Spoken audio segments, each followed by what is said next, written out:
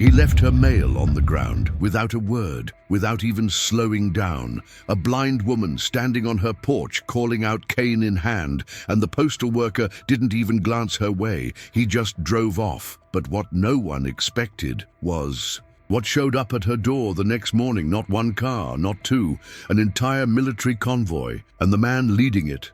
Let's just say he wasn't there to deliver mail. Tell me in the comments where you're watching from. I love seeing how far these stories reach. Elaine Booker had always been the kind of person who gave more than she had. A retired music teacher in Fayetteville, North Carolina, she had spent over 30 years teaching kids how to find their voice, even when she was slowly losing her sight. Diabetes took her vision 2 years ago, and with it, much of her independence. But not her dignity, not her kindness.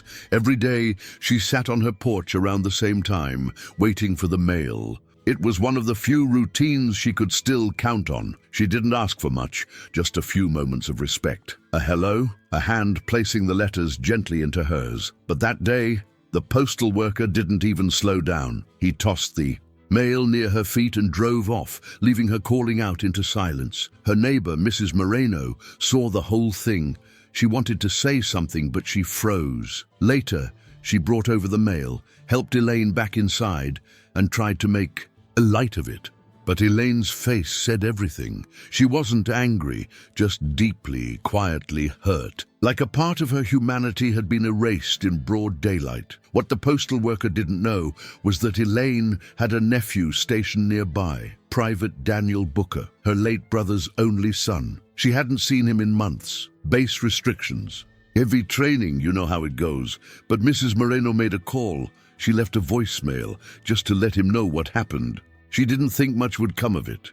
The next morning, the entire block woke up to the sound of engines. 3 army trucks parked right in front of Elaine's house. Soldiers in uniform jumping out carrying boxes, tools, devices. The whole neighborhood watched from their windows. And then Danny stepped out. Not just a soldier now, but a team leader. He walked straight to Elaine, saluted, and hugged her like the world had stopped. What happened next felt like a movie. The soldiers got to work, renovating her home for accessibility. Handrails, talking gadgets, a smart mailbox that reads aloud. Danny had pulled strings, organized it all in one night. He said, "If the system can't see her, then we'll make sure it hears her." And Jim, the postal worker, he stood at a distance watching it all unfold.